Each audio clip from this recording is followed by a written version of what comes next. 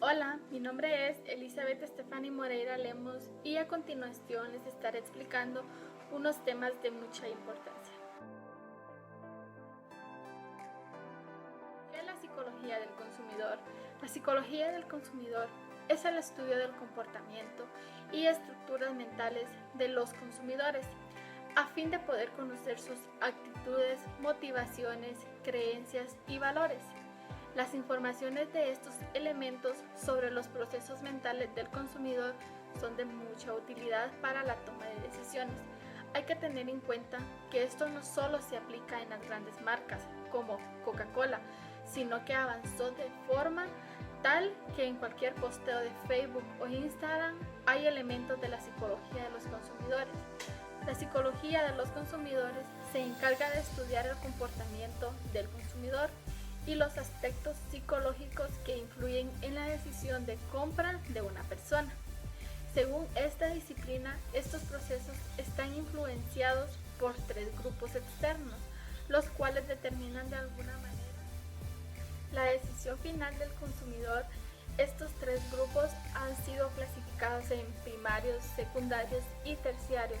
El grupo primario lo conforman la familia, pues en primera instancia son estos los que generan ciertos hábitos en cada persona de acuerdo a los mismos del grupo, condicionando de alguna manera la decisión sobre tal o cual productos o servicios. Dentro de este grupo también se incluyen los amigos más íntimos del individuo. El grupo secundario lo conforman las amistades en general y los centros escolares, que influyen bastante sobre las decisiones del individuo, permitiendo ampliar su abanico de posibilidades, pero al mismo tiempo limitando también sus decisiones. Por último, marcamos el grupo terciario, en el cual están involucrados los medios de comunicación, líderes de opinión, personajes y personalidad. Es que de alguna manera crean expectativas y pautas sociales para seguir en un momento determinado. Como un ejemplo de ello, lo podemos ver en algunos deportistas de alto nivel, quienes marcan tendencias en un momento determinado. Además que el individuo está influenciado de alguna forma por los grupos, los factores individuales, psicológicos, dependen de otros factores que son importantes a tener en cuenta. La cultura, el lugar al cual pertenece cada molde en los unos gustos característicos que van unidos a las características del medio, su forma de pensar, las tradiciones, la cultura y el nivel socioeconómico. Lo situamos también en este grupo. También sigue el estatus. De acuerdo a las necesidades propias del individuo, los medios de comunicación ejercen una presión sobre lo que debe consumir para buscar como modelo de vida a seguir.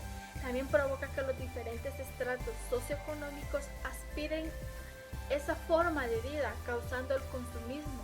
En muchas ocasiones, a través de estos mecanismos, se hace sentir culpable al individuo por no tener una cosa u otra, lo que desencadenen a muchas veces problemas emocionales que determinan en depresiones, ansiedades y otras enfermedades. Es que reflejan ese vacío que tienen por la falta de algo. También está lo afectivo. El factor afectivo es abordado precisamente para atacar los procesos mentales del individuo. Puede llegar a generar miedo para que las personas adquieran un producto o servicio. Ejemplo de este tipo de factores que atacan los procesos mentales del miedo son la venta de seguros, la compra de armas, como sucede en Estados Unidos, en la cual para estar seguro en tu casa debes tener una arma. También está la necesidad. Este factor se basa en convencer al usuario que un producto es necesario o indispensable para la vida cotidiana, aun sin que este producto sea efectivamente de primera necesidad. Por ejemplo, podríamos incluir en este apartado la venta de celulares, los cuales crean una necesidad que en ocasiones es inexistente. Si bien los celulares son necesarios para la comunicación, muchas personas ya perdieron el concepto de telefonía móvil y buscan otras cosas que nada tienen que ver con ello. Dentro de este producto también existe la masificación. Para ello basta con colocar en la mente del consumidor que un producto que está en oferta es adquirido o utilizado por muchas personas. Para este tipo de masificación utilizan frases como ¿qué esperar para tenerlo? O ¿qué esperar para tener? entre muchas otras frases. También existe lo tecnológico e innovación. Aquí se pretende mostrar la tecnología como una herramienta indispensable para mejorar la calidad de vida. Con ello se lleva el mensaje de ahorrar tiempo, esfuerzo, eficacia y comodidad. Y de esta forma se espera que el cliente tome la decisión de adquirir. También está la pertenencia. Con este factor se juega muy fácilmente con el ego personal, haciendo notar que con este producto la persona se hará notar dentro de un grupo específico y así será reconocido y aceptado. Además de estos factores que socialmente hablando son muy fuertes en el individuo, también existe una conducta fisiológica que responde y de alguna manera crea un gusto inconsciente por un determinado producto. La industria alimenticia es prueba fehaciente de ello. También está el enfoque fisiológico, el comportamiento que adopta el consumidor frente a una situación de adquirir un producto está determinado por variables psicológicas y variables externas. Todo esto unido necesariamente a las variables económicas, variables psicológicas, recoge aquellas características individuales de la persona, así como sus deseos y necesidades. Las variables económicas recogen la influencia del entorno. Hay dos teorías que apoyan este enfoque, la teoría del comportamiento y la teoría de la influencia social. La primera teoría tiene su origen en los estudios realizados por el ruso Ivan Pavlov, uno de los pioneros en el estudio del condicionamiento, y la segunda teoría se basa en la influencia del entorno en la conformación interna del individuo y en su posterior comportamiento. Por último, tenemos un enfoque que es motivado por la fuerza que empuja a los individuos a la acción y es provocada por un estado de tensión debido a una necesidad insatisfecha. Esta teoría fue desarrollada por Abraham Maslow, quien jerarquizó las necesidades de las personas en una pirámide conocida en la actualidad como la pirámide de Maslow. En esta pirámide, Maslow plantea las necesidades en una escala de prioridades, colocando las necesidades fisiológicas como la base de las necesidades humanas y en la cúpula las necesidades de autorrealización del ser humano. Está la suposición. Suposición es la realización de conjeturas sobre alguna cosa, hecho, causas que los han originado, entre otras, que se realizan con base en indicios o analogías frente a hechos o causas similares. La suposición puede llegar a ser confundida con la hipótesis, que en términos epistemológicos, hipótesis, método científico, es un paso posterior. La conclusión provisional que se ha obtenido como consecuencia de la observación y procede a la experimentación. Los supuestos previos a un razonamiento son las premisas, sí, son en los que se basa toda una ciencia, son los axiomas. Existe un uso estereotipado del término supuesto para indicar la sospecha o al menos la posibilidad de lo que se va a añadir a continuación no sea cierto o sea impropio decirlo. Equivale al uso estereotipado del término presunto como salvaguardia jurídica, presunción. Las características de la suposición se dan en datos reales. Este dato siempre se da por seguro, no necesita investigación alguna. Las consecuencias se derivan de los datos dichos. Dicha consecuencia solo tiene valor si no hay impedimento. Se basa en opiniones y especulaciones. Ahora vamos con el conocimiento. El conocimiento, o se suele entender como hechos o información adquiridos por una persona a través de la experiencia o la educación, la comprensión teórica o práctica de un asunto referente a la realidad, lo que se adquiere como contenido intelectual relativo a un campo determinado a la totalidad del universo. Conciencia o familiaridad adquirida por la experiencia de un hecho o situación. Representa toda certidumbre cognitiva mensurable según la respuesta a por qué, cómo, cuándo y dónde. No existe una única definición de conocimiento. conocimiento. Sin embargo, existen muchas perspectivas desde las que se puede considerar el conocimiento, siendo la consideración de su función y fundamento un problema histórico de la reflexión fisiológica y de la ciencia. La rama de la filosofía que estudia o que relaciona el conocimiento es la epistemología o teoría del conocimiento. La teoría del conocimiento o estudia las posibles formas de relación entre el sujeto y el objeto. Se trata, por lo tanto, del estudio de la función del procedimiento propio de la persona. El conocimiento o no se recibe pasivamente ni por medio de los sentidos o la comunicación, sino que es construido activamente por el sujeto cognoscente. La función de la cognición es adaptativa y sirve para organizar el mundo experiencial del sujeto, pero no para descubrir una realidad ontológica, objetiva.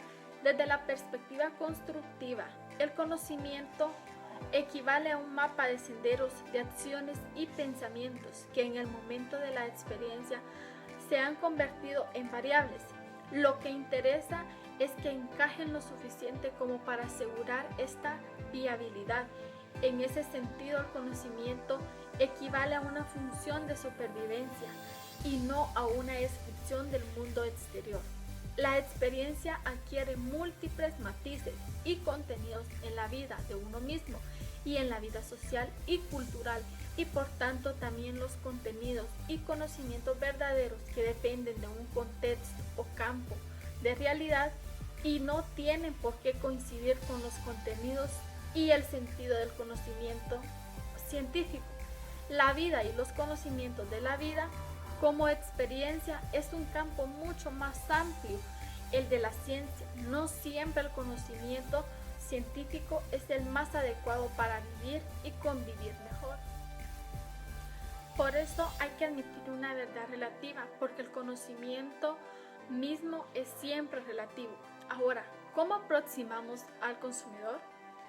Conocer al consumidor es la labor más importante para que un negocio prospere y tenga éxito. Sin embargo, en la práctica se suele dejar de lado este enfoque, limitando así las oportunidades que se tienen para aumentar las ventajas o el flujo de dinero. Lo principal que encontrarás será la forma en que puedes llegar a conocer y reconocer el perfil de tus consumidores, que son los de mayor importancia para que tu negocio siga operando, pero sobre todo para satisfacer sus necesidades de la mejor manera y tener la posibilidad de implementar estrategias realmente efectivas para elevar tus ventajas. Como número 1, segmentar. Expertos en marketing mencionan que es importante tener en mente que el consumidor es una persona y que cada vez tiene más poder de elección sobre las opciones que le parezcan mejor. Teniendo en cuenta esto, podemos desarrollar el primer paso, que es la segmentación, en donde debes agrupar por características en común, como edad, género, nivel socioeconómico, lugar donde radica, etc. A todas aquellas personas que han llegado a tu negocio y consumen los productos o servicios que ofreces, lo ideal es que al final tengas un máximo de 3 perfiles distintos que servirán para orientar todos los esfuerzos. 2. Conocerlos realmente para obtener información más precisa como qué tan habituales son, en qué cantidad consumen y hasta por qué razón debes aplicar alguna herramienta que te permita conocer los datos verdaderos y específicos sobre tus consumidores, ya sea que apliques pequeñas encuestas de satisfacción u otras específicamente guiadas al producto. Podrás descubrir aspectos como que tu servicio al cliente es bueno o que los precios y la disponibilidad son mejor que la competencia. Al final conocerás la información más relevante de todo, que es lo que motiva a esas personas a acercarse a tu negocio. También como número 3 tenemos observar, tal como lo mencionamos al principio. La observación será la única herramienta que te ayuda a darle continuidad, conocimiento de tus consumidores. Pues puedes obtener información adicional como qué tan habitualmente visitan tu local o negocio en qué cantidad compran e incluso si es para ellos o no, si algo del ambiente influyó su decisión de compra, etc. Recuerda analizar constantemente estos datos y registrarlos para que también te ayuden en tus estrategias.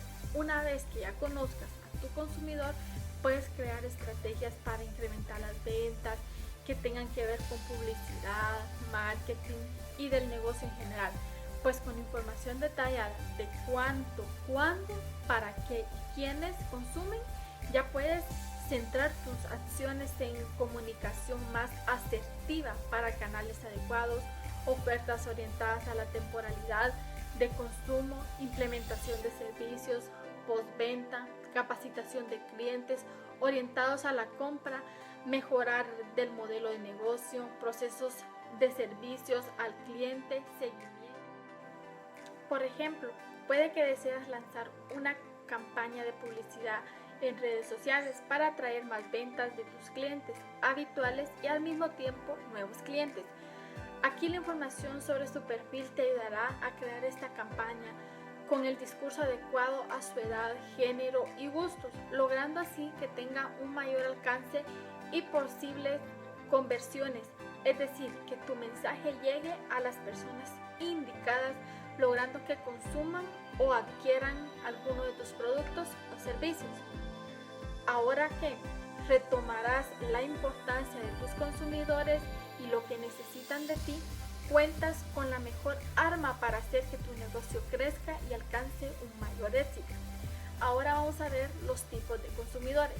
Los diferentes tipos de consumidores constantemente cambian sus tendencias, aunque en su comportamiento suelen presentar similitudes. Conocer estas características te ayudará a saber cómo atraerlos a tu empresa. Muchos de ellos tienen muy claro qué es lo que desean, otros no tanto. Todos los consumidores necesitan algo y están buscando. Si quieres saber cómo llegar a ellos de forma eficaz, primero debes saber cómo se clasifican, cuáles son sus valores y sobre todo identificar lo que no les gusta. Está el consumidor impulsivo. El comportamiento impulsivo es uno de los más comunes entre los consumidores. Compran lo que creen que les hará vivir mejor y siguen las tendencias, por lo que prestan atención a las influencias externas. Sentirán ansiedad antes de elegir un producto y después de haberlo adquirido, hasta euforia. Finalmente, quizá les incomode alguna compra que realmente no necesitaban. Está el escéptico.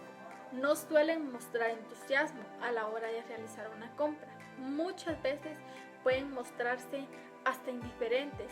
Son consumidores ocasionales que solo salen a comprar algo porque realmente lo necesitan, pero antes de adquirir, por ejemplo, el nuevo smartphone, harán todo tipo de cuestionamientos hasta convencerse por completo.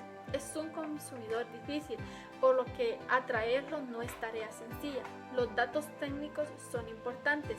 Mientras más información le brindes de tu producto, es mejor. Está el optimista.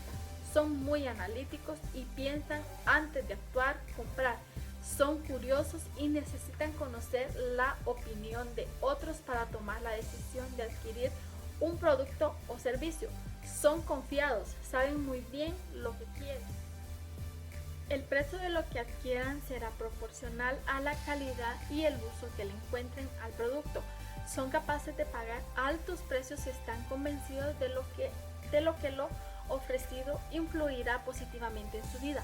Para atraerlos, puede brindarles mucha información sobre tu producto, ya que les es importante saber por qué necesitan lo que vendes. Está también el consumidor tradicional. Son seguros de sí mismos y no creen en eso de adquirir algo solo porque sí, al igual que el consumidor escéptico. Debe tener una necesidad para salir y comprar algo. Son minuciosos cuando tienen que comprar algo y prefieren marcas conocidas para evitar pedir información. Si deseas atraerlos, es muy importante que tus productos influyan en su vida. No son muy fanáticos de las compras, por lo que primero que desean al entrar en un negocio es salir. Atenderlos de forma rápida es la mejor forma de lograr una venta con estos consumidores. Está está el emocional.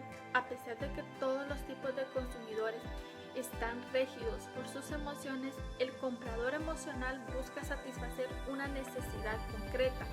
Quiere sentirse completamente identificado con el producto, que resolverá su necesidad al momento de hacer la compra.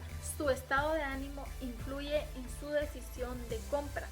Para atraerlo debes brindarle un mensaje amigable desde el primer contacto, o sea, en la publicidad. Necesita sentirse cómodo, así que hácele saber que entiende sus necesidades. Está también el consumidor práctico. Es un consumidor con experiencia en las compras online. Para él lo más importante es que la página en la que realiza sus compras sea fácil de navegar, que las formas de pago sean prácticas y que no se presenten tantas complicaciones. Lo puedes atraer con cupones de descuento, lo que además lo recompensa por su fidelidad a la marca. Dentro de su proceso de compra puedes recomendarle otros productos complementarios. De igual forma, comparte las opiniones positivas de tus clientes, pues es valioso para este tipo de consumidores saber que están comprando algo con garantía. Está el consumidor activo. Tanto en las compras tradicionales como online, este tipo de consumidor se hace presente. A él no lo detienen los precios altos ni que los productos o servicios tengan descuentos. Al igual que el consumidor práctico, valida una compra leyendo las opiniones de otras personas. Si ve reseñas positivas, lo compra sin dudar. Implementa ventas especiales para llamar su atención. Está también el consumidor indeciso. Navegan por muchas páginas antes de comprar algo. Comparan el precio, el descuento, el tiempo de envío, las formas de pago, entre otros aspectos. Se dejan llevar por las reseñas, sobre todo si son negativas, pues inmediatamente abortan su compra. Atraerlos es un poco más complicado, pues si encuentran una página más atractiva que la tuya, se irán con la competencia. Un chatbot instalado en tu página web les mostrará cuán importante es para ti dar un excelente servicio y podrá guiarlos en el proceso de decisión.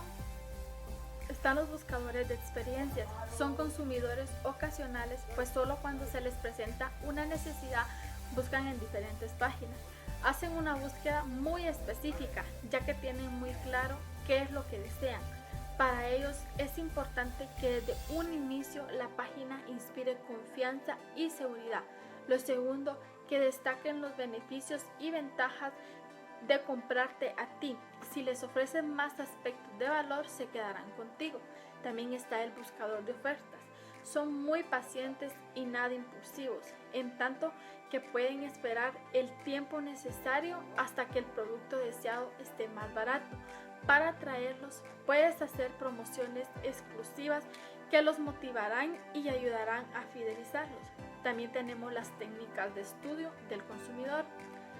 Cuando hablamos del comportamiento de un consumidor, nos estamos refiriendo al conjunto de acciones que emprende desde que surge en él una necesidad hasta que por fin elige un producto, lo compra y hace uso de él para satisfacerla.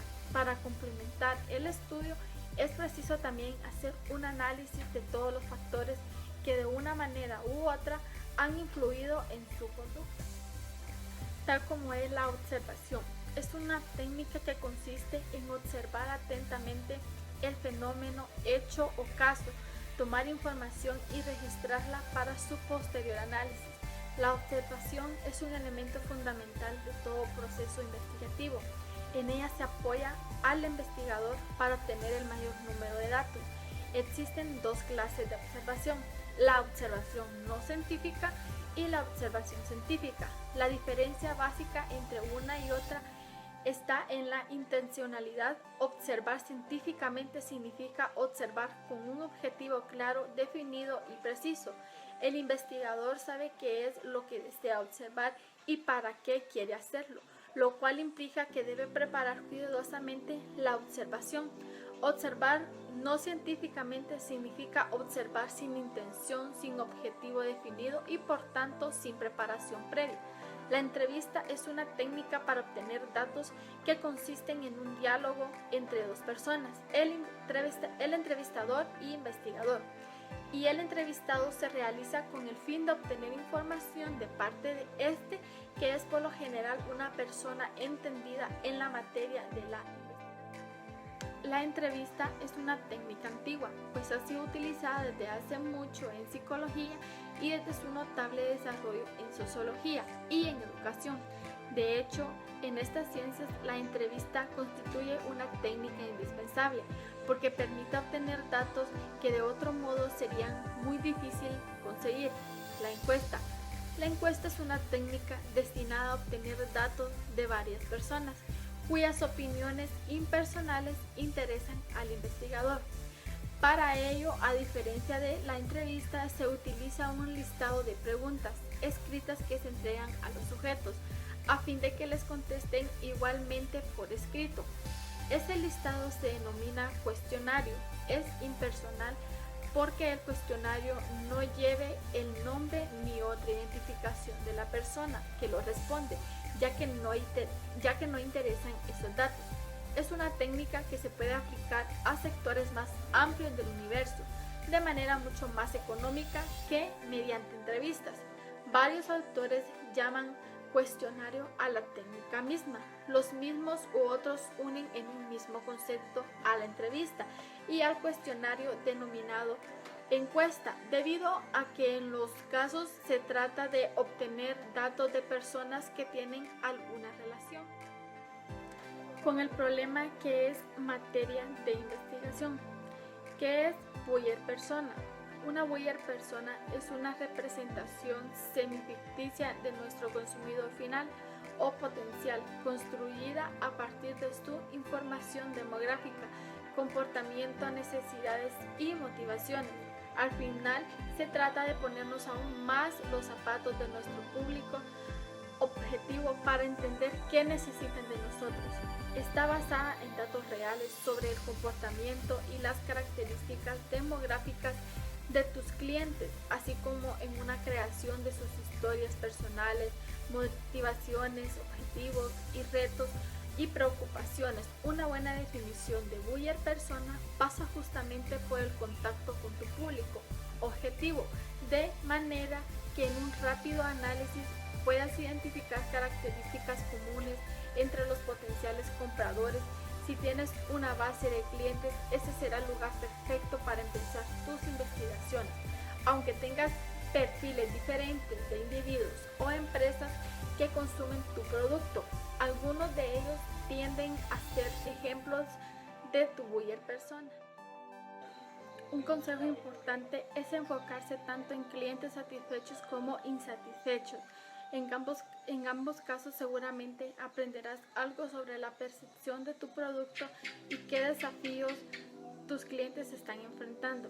¿Cómo definir el buyer persona? El proceso de definición del buyer persona puede llegar a ser muy difícil. A veces nos cuesta llegar más allá de los clásicos datos del tipo de edad, sexo, ingresos o clase social. Número 1. Nombre. Un negocio puede tener diferentes buyer personas. En muchas ocasiones no tenemos un solo tipo de cliente ideal, ya que podemos dirigirnos a freelances y pequeñas empresas, por ejemplo. Tan solo con esa diferenciación ya tendríamos que crear dos tipos de buyer personas con nombres distintos. Tan solo asigna un nombre a cada uno en este paso. Está también la situación profesional y personal. En este paso deberás crear un pequeño cuadro de la situación de tu buyer persona. ¿Cuál es tu trabajo? ¿Cómo ha sido tu carrera laboral? ¿Tiene familia? ¿Tiene hijos? Debes responder a preguntas de este tipo para en un paso inicial conseguir una idea general de quién y cómo es esta persona. Datos demográficos. Aquí deberás definir el sexo, la edad, la renta, la localización y la clase social del buyer persona. Es importante no utilizar rangos amplios, sino concentrarse en pequeños intervalos, es decir, no vale decir que su renta está entre los 100.000 y 200.000 anuales. Hay que ajustar más y conseguir horquillas más pequeñas, como por ejemplo sería entre los 100 y 125. También está el comportamiento. En este punto tienes que hacer un examen a fondo del comportamiento de tu cliente ideal. ¿Prefieres leer entradas de blogs? ¿Es consumidor de contenido en video? ¿O quizá prefieres recibir el contenido en su Gmail? De hecho, puede que ni siquiera le guste leer contenido y que prefiera una llamada o cualquier otra acción directa. En este paso te ahorrará realizar acciones inútiles que nunca llegarían al buyer persona. Si sabes exactamente qué es lo que hace y lo que le gusta, podrás servirle en bandeja tu contenido en el formato más adecuado. Están los objetivos. ¿Cuál es el objetivo principal del cliente? ¿Cuáles son los secundarios? En esta fase necesitas saber cuál es el dolor del buyer que debes sanar con tu producto o servicio. De esta manera podrás comunicarte de una manera mucho más sencilla que lo que ofreces. Es la solución para ese problema y por lo tanto una opción interesante para contratar a comprar. También los retos. A continuación debes conocer a qué retos se enfrenta tu buyer persona. Necesitas liberar más tiempo en su día a día. ¿Quieres generar más ingresos con visitas gracias al posicionamiento web? ¿O simplemente necesitas un curso de formación sobre una temática en particular? Saber qué es lo que ansía tu buyer persona sigue apuntando el tipo de estrategia de contenido y los productos o servicios a vender. También, ¿qué puedes hacer? Una vez tengas definidos los objetivos y retos del buyer persona, debes hacerte esta pregunta. ¿Cómo puedes ayudarlo? Puedes definir exactamente el tipo de producto o servicio a diseñar o cuál de los que tienes actualmente es aquel que encaja con sus necesidades. También está el inch. En esta fase tienes que detectar los inch de tu buyer persona. Los inch son pensamientos que se traducen en frases de nuestro cliente ideal. Algunos ejemplos serían los siguientes. No consigo posicionarme en Google con mi tienda online. Me es imposible gestionar todas las redes sociales de mi negocio a la vez. Necesito convertir a los lectores de mi blog en clientes habituales. Debes saber qué es lo que dice el cliente y qué piensa sobre sus objetivos y retos.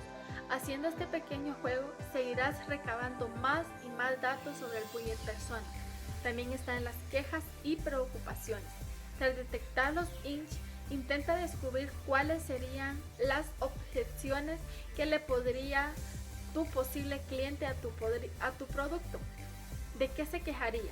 En esta parte debes identificar todas las preocupaciones que tendría esa persona a la hora de debatir entre si elegirte o no. De esta manera te anticiparás a sus dudas y podrás contestarlas adecuadamente. La descripción del producto. En este punto debes saber exactamente qué es lo que quiere el buyer persona con tu producto. Por lo tanto, necesitas crear una descripción corta y sencilla del mismo para poder explicarle a tu posible cliente qué es lo que le quieres vender. La descripción debe ser corta y sencilla porque no tendría que hacer pensar ni lo más mínimo a la otra persona. Debe comprender qué quieres ofrecerle en el mismo instante en que le terminas de escribir tu solución. También está el elevator pitch. Una vez que tengas la frase que describe al producto, debes crear el denominado elevator pitch.